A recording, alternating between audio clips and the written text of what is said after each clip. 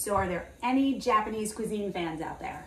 I'm probably one of the biggest ones, and so is my daughter. So I love miso soup. Love, love, love. It's one of my favorites, and you'd be surprised how easy it is to make it.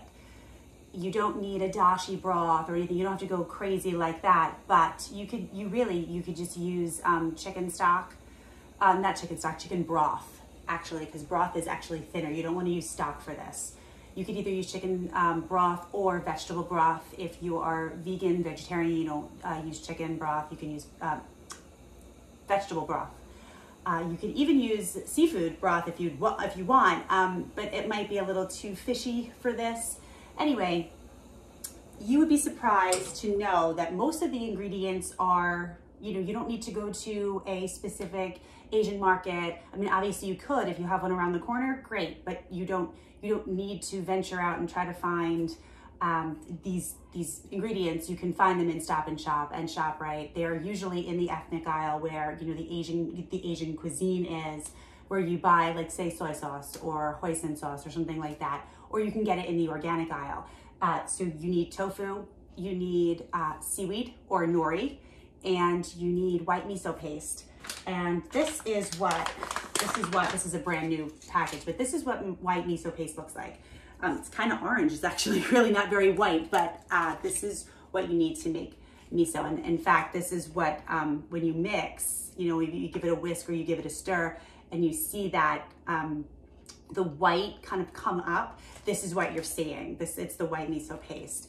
So what you need is, what you're gonna start to do, I'm gonna heat this, and what I'm gonna do is I'm gonna take one box of chicken broth. And like I said, if you wanted to use vegetable, by all means, go ahead. So you're not even sauteing anything on the bottom here. I mean, this is like super simple. You're gonna add one box of this. And then you're gonna do another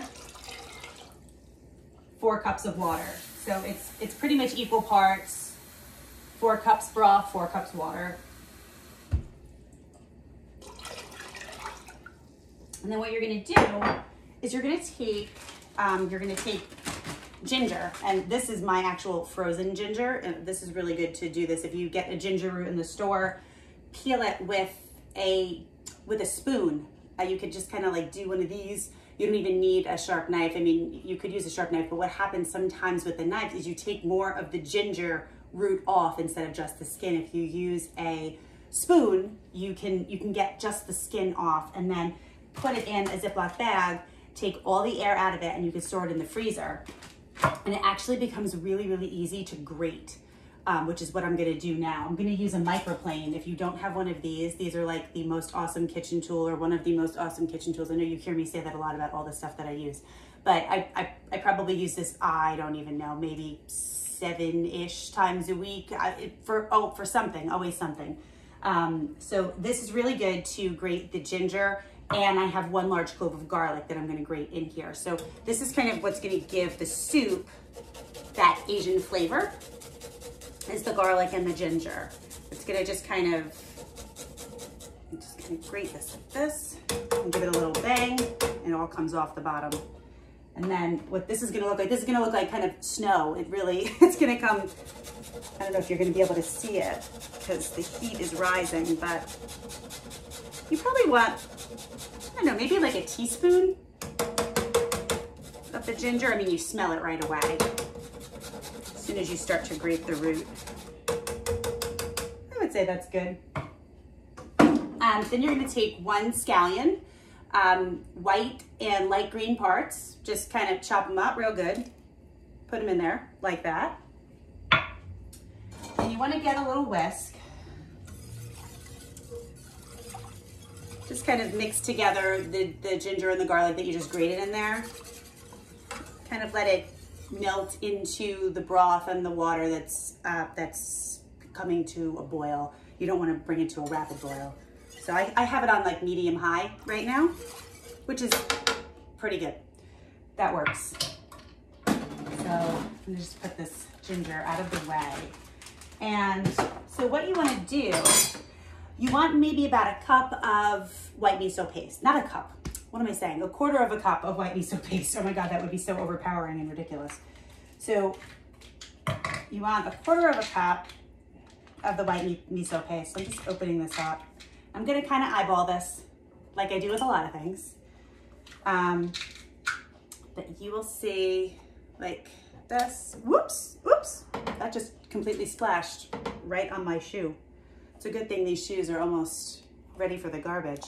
The other day, yesterday when it was raining, I walked outside and I felt the water on my heel and I was like, oh my gosh, I'm like, why do I feel the water? The sole of my heel is so worn through that I actually felt the floor. I was like, oh, I guess it's time to get rid of these shoes.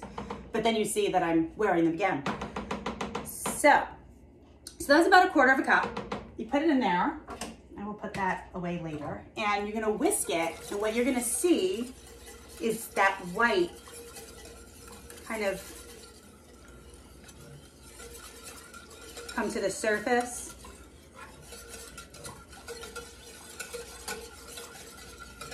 It'll eventually settle. So, you know, if you're heating it through and you're making this whole thing, and then, you know, you come back, say, you know, you shut it off and you put the top on the pot and you come back, you know, hours later and you're like, oh, it doesn't look like miso soup. Just give it a little whisk and then you'll see all the miso start to come to the top. So then I have tofu here, and this particular time I had bought tofu in the carton. I like the firm tofu.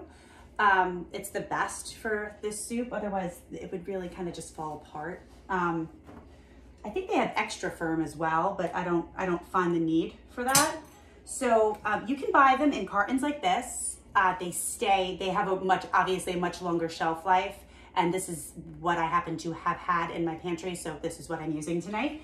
So I'm just gonna kind of like slide this out of here. It's, you know, it's in a block. I'm not gonna use this whole thing. So when I'm finished with cutting whatever I'm gonna cut, I'm going to store the rest of it in, you know, a Tupperware container with some water.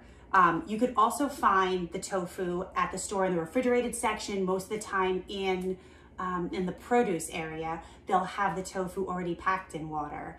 But you know, even then, if you take it out and you're not using the whole block of tofu, you have to store it in water anyway, and you're gonna have to take it out of that thing regardless. Anyway, long and the short of it is, you could use either.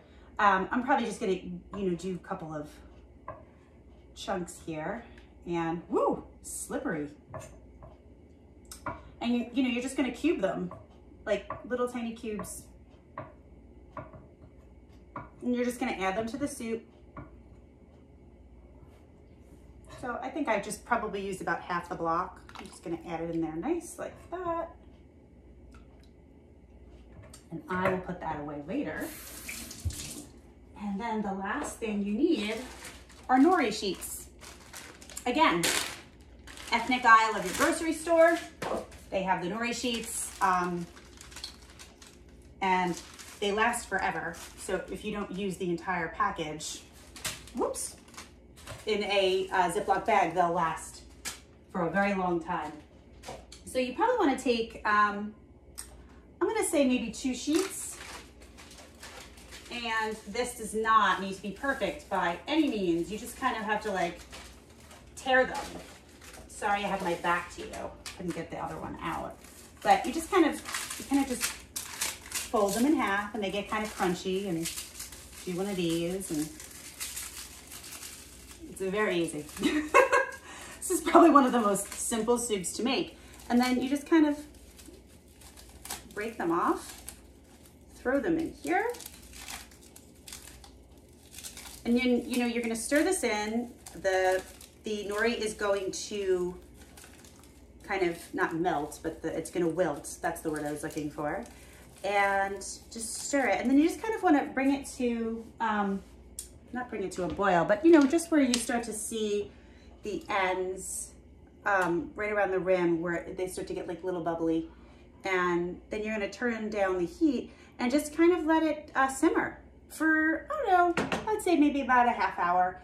And then it's done. So if you are a miso soup fan, definitely try this out. It's really, really simple. You really don't need that many ingredients. And like I said, they're all on hand at the grocery store.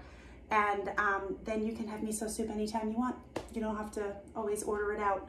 I promise you, it tastes really, really good. So if you have any questions about any of the products or anything that I did, just message me and I will see you guys later. Hope you have a good night and you enjoy whatever dinner you're making tonight, okay? Bye.